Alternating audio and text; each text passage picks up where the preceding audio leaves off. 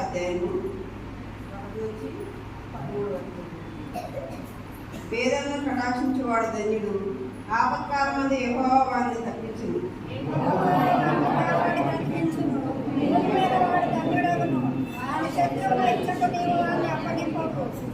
రోగాశయ మీద యెహోవా వారిని ఆదరించును, రోగము కలుగగా నీవే వారిని స్వస్థపరచును.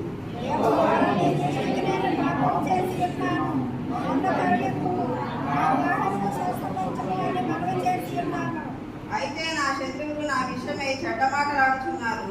వాడు ఎప్పుడు చచ్చును, వాని పేరు ఎప్పుడు మాసిపోవును అని చెప్పుకొంచున్నారు.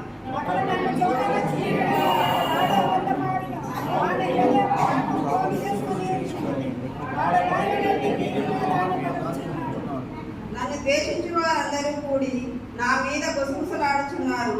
నశింపజేయమని వలెనని వారు నాకు కీడు చేయి నాలో చచ్చి ఉన్నారు.